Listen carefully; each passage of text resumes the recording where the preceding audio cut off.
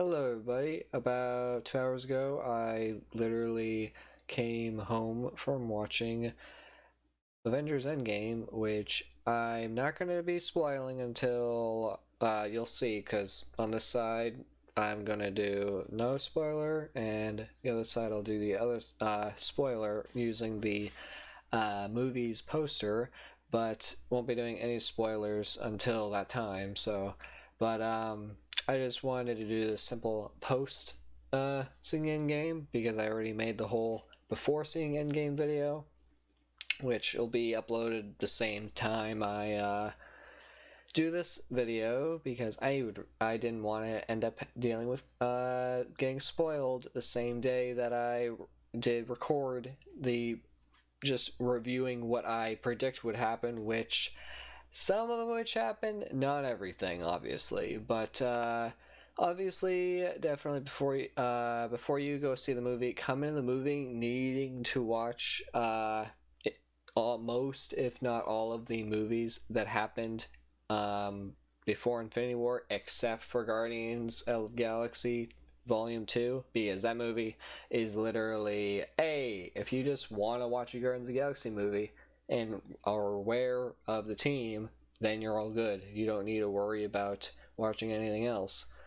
But also, you gotta realize, which by the way, I'm going off of literally notes, that way I'm not rambling and know what to say, but you need to realize that some of the actors and actresses won't be returning due to either the writer's choices of whatever happens in the film, as well as contracts being over.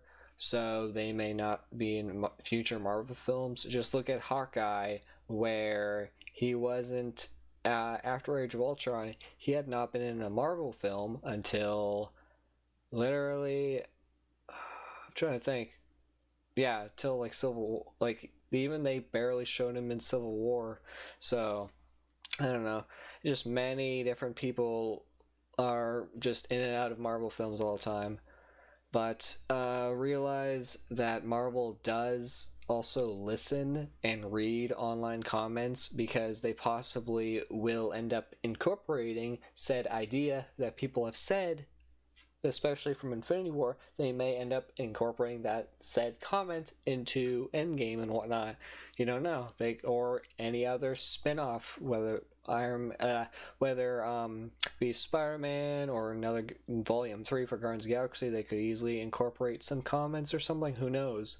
But in terms of references, they definitely made many references to the past films, especially the Iron Man movies, like because it's beginning phase 1 and everything, they literally made so many references to Iron Man 1 alone, which was excellent, definitely. But in general, the game, the movie is definitely a great movie, which I'm sure most people, like by the time this video has gone up, they've definitely made the money back extensively, since like $3 billion, I think, past Titanic, as I said in the last video.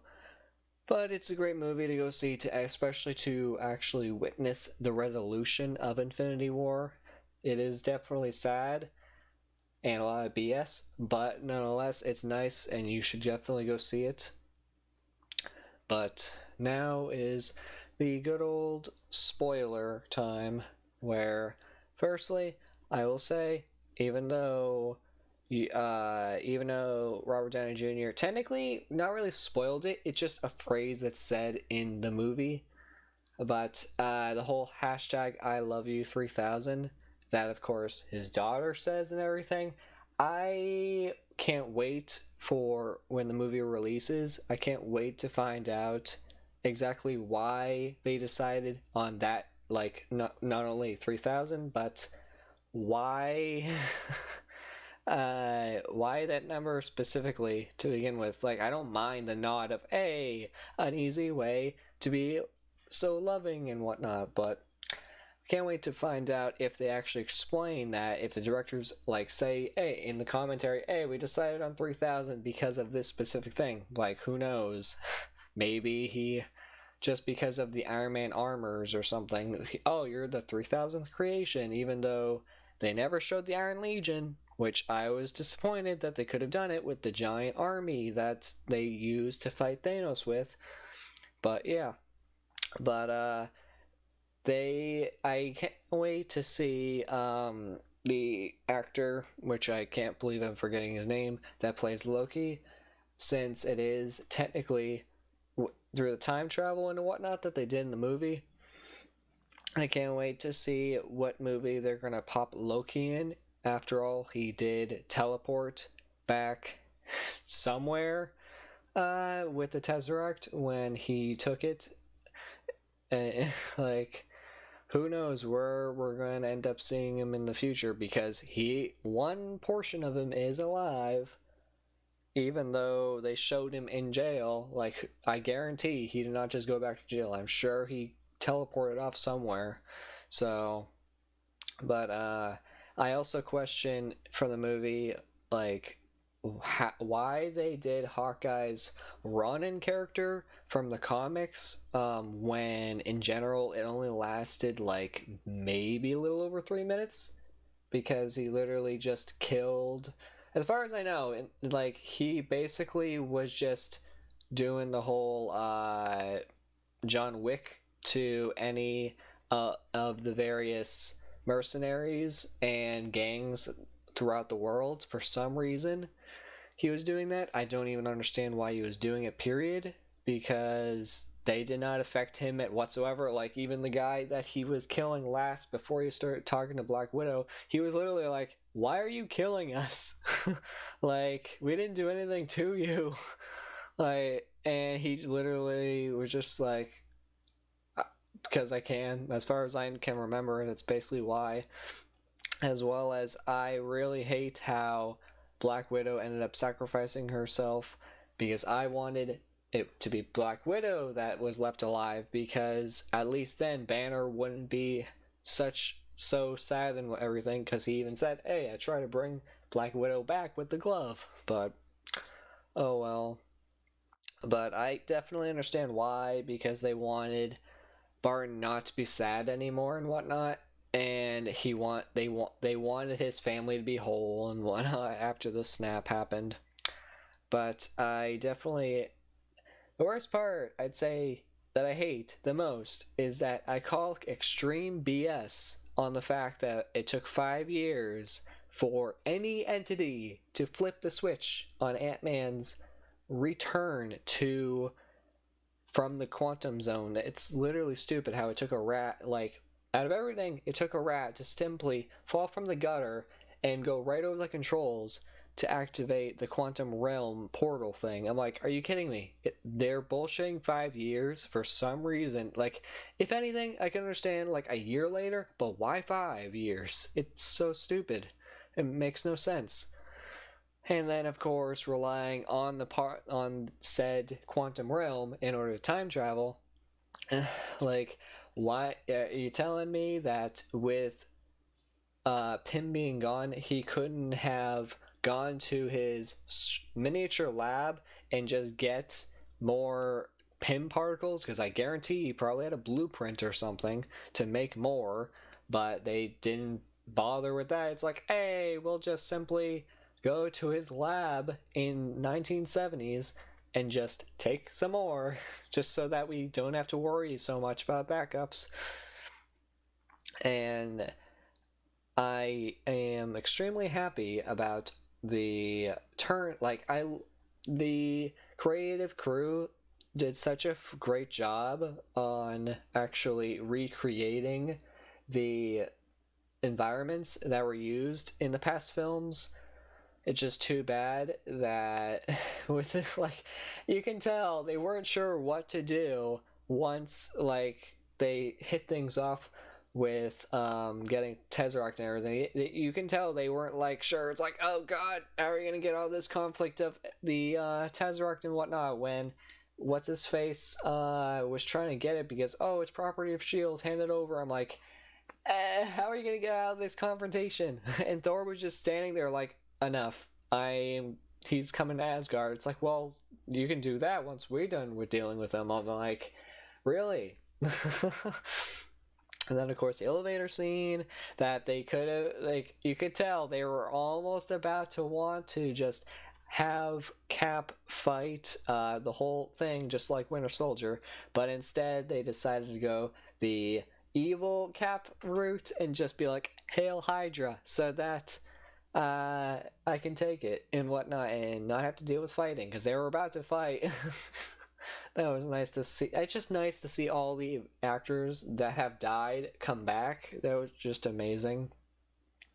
But another thing I find funny is how when they got brought to 2012, how Bruce decided to try to mimic the damage that Hulk does and roars and everything. It's just hilarious and funny with how playful he is about it. It's like he ripped his shirt off and everything just so that it didn't look like he didn't stand out, which, I don't know. Either way, like, with all the chaos, I'm really shocked that they didn't do much more chaos in the thing. Like, because they went from, hey, arriving to when they assemble to zipping past everything, the aftermath, and he literally was just waiting in the tower. He was just waiting for them to be all set with Loki, which I'm just glad that, like, it's nice that they actually showed the aftermath, definitely, because it's just nice to see.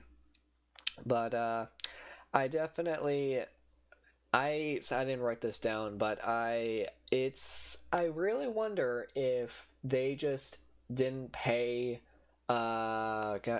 the Natalie Portman enough, because you can tell that she basically was just asked, hey, come in for one or two scenes just so that you can be having the camera shown while you're walking away with people, as well as waking up from a nap, because that's all she was in the movie for.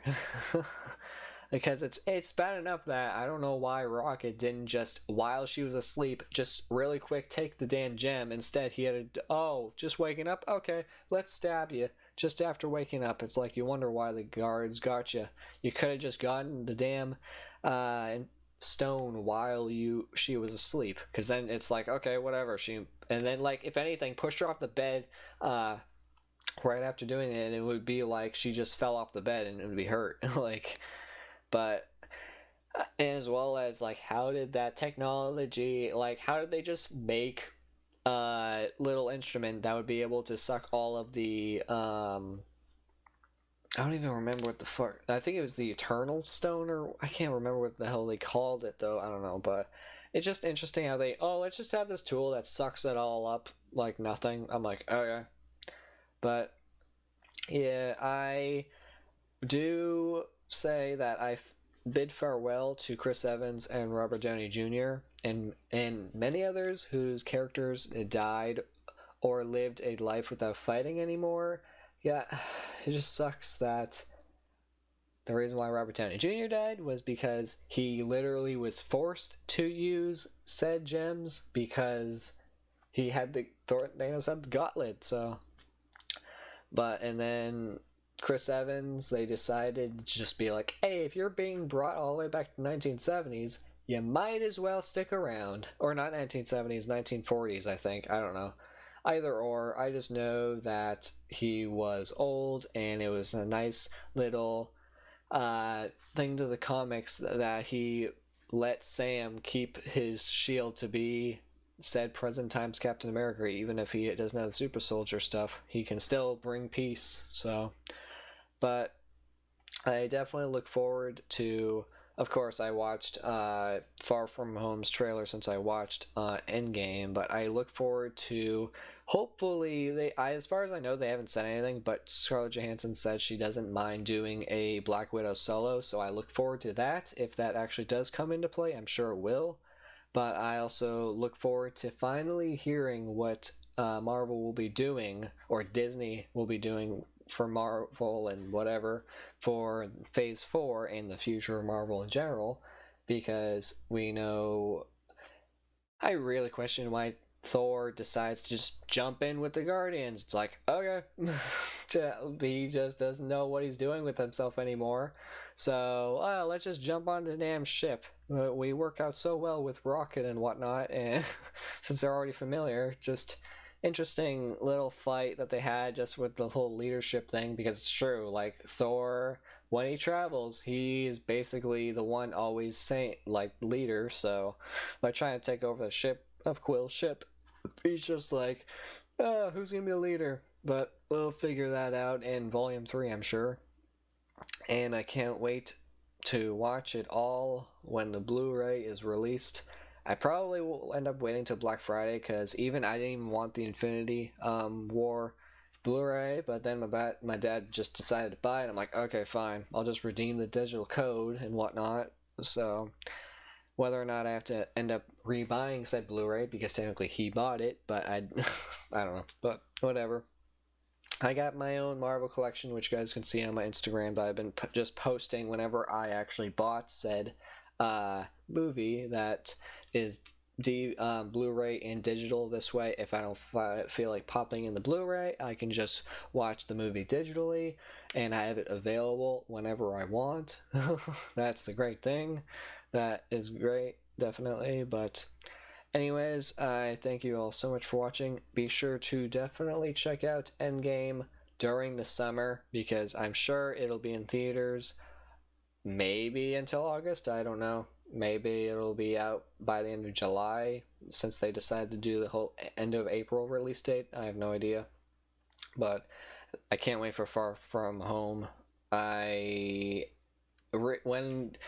not going to talk much about the trailer, but I will definitely say the moment in the trailer where MJ is just literally like, hey, oh, I know you're Spider-Man type of thing. I'm like, what? No, I'm not Spider-Man. How would you know that? It's like, it's true. It's like, oh, I mean, yeah, he's always going away, but I don't know.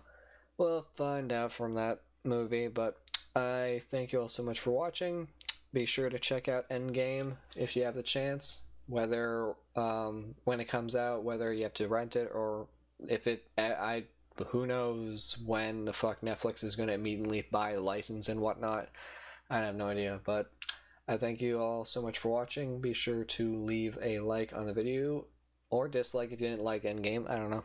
But I hope you enjoyed the whole spoiler section and non-spoiler. Maybe I'll do future videos of this. I don't know. I just was like, if I'm watching the video today, I'll make the pre-experience and then the after experience, and then upload both at the same day, so that I don't have to fucking deal with spoilers in the comments, which I still fucking don't understand why people like to spoil movies, especially when people look forward to them. Anyways, I will talk to you guys next time. Bye.